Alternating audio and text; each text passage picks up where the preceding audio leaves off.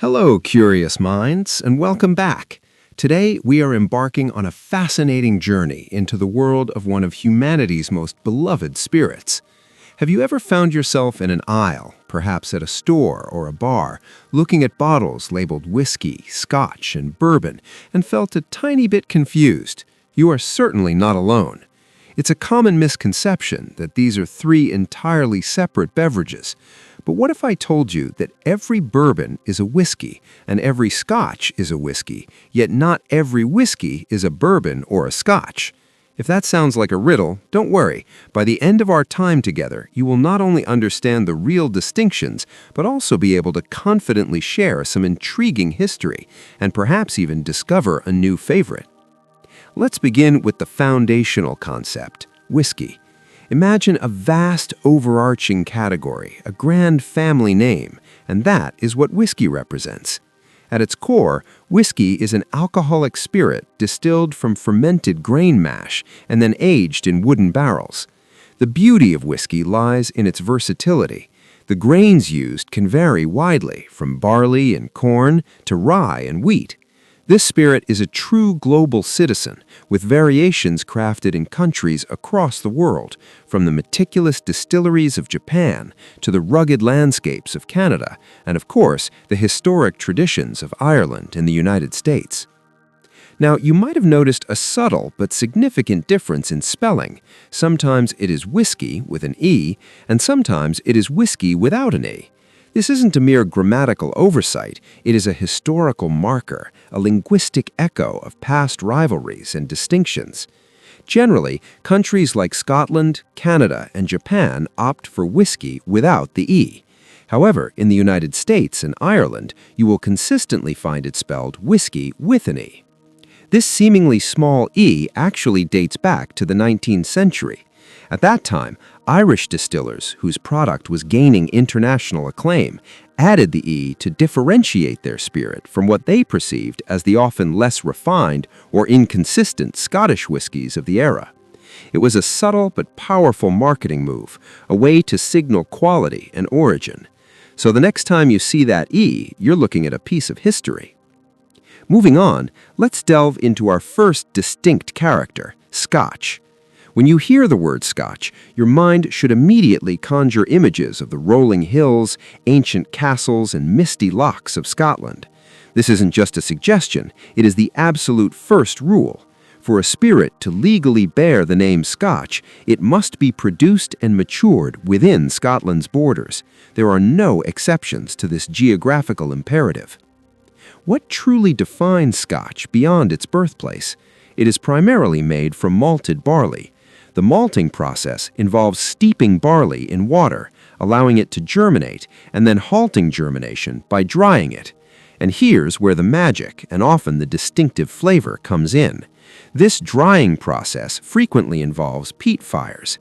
Peat is essentially decomposed organic matter accumulated over thousands of years in bogs, and when burned, it releases a unique aromatic smoke. This smoke infuses the malted barley, imparting those characteristic smoky, earthy, and sometimes even medicinal notes that are so cherished by many Scotch enthusiasts.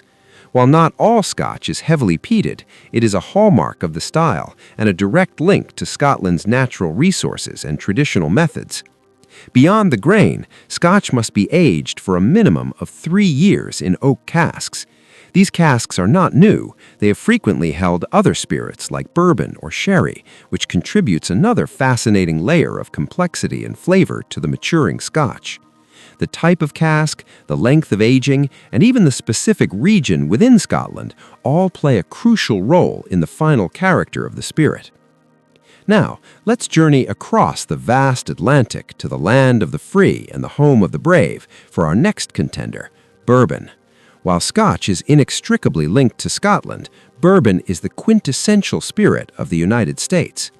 Although an impressive 95% of all bourbon originates from Kentucky, it is important to remember that it can technically be produced anywhere within the United States.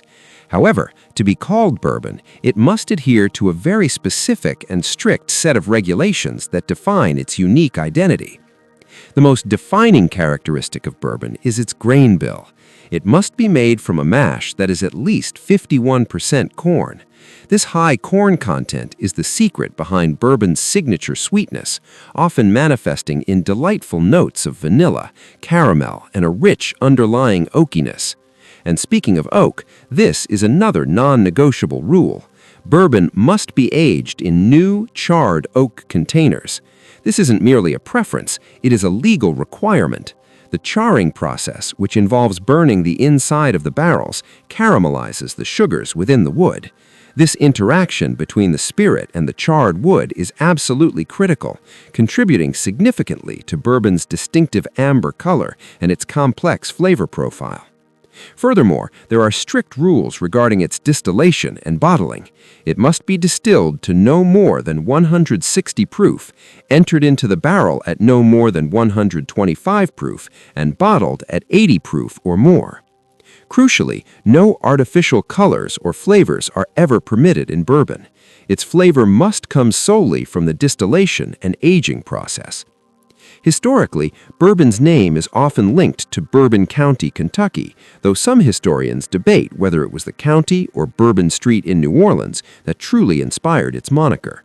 Regardless, its American heritage is undeniable, and it was officially recognized as the official spirit of America by an act of Congress in 1964. To help solidify this understanding, let's use a simple analogy. Think of it like this. All squares are rectangles, but not all rectangles are squares. In the same vein, all Scotch is whiskey, and all bourbon is whiskey, but not all whiskey is Scotch, and not all whiskey is bourbon. They are specific, legally defined subcategories within the broader whiskey family, each with its own unique heritage, geographical constraints, and production rules. And here are a couple of fascinating tidbits that add to the mystique of these spirits. As whiskey ages in its wooden barrels, a portion of the liquid naturally evaporates through the porous wood. This lost volume is romantically referred to as the angel's share. It's a poetic way to describe the angels taking their due for overseeing the maturation process. On the flip side, some of the whiskey becomes deeply absorbed into the wood of the barrel itself, clinging to the staves even after the barrel is emptied. Distillers sometimes call this the devil's cut. These terms highlight the dynamic and almost living relationship between the spirit and the wood during its long slumber. So, the next time you're contemplating a dram, whether it's a peaty Scotch or a sweet bourbon, remember the incredible journey these spirits have undertaken. From the ancient peat-rich bogs of Scotland to the sun-drenched cornfields of Kentucky, each bottle holds a story of tradition, meticulous craftsmanship, and strict adherence to regulations passed down through generations. Now you possess the knowledge to understand the real differences, and hopefully you're a little more fascinated by the rich and complex world of whiskey. Which one will you explore first, or which is your current favorite? Share your thoughts in the comments below. If you enjoyed this journey through history and spirits, please give this video a thumbs up, subscribe to our channel for more captivating stories, and hit that notification bell so you don't miss our next deep dive. Cheers to your newfound knowledge.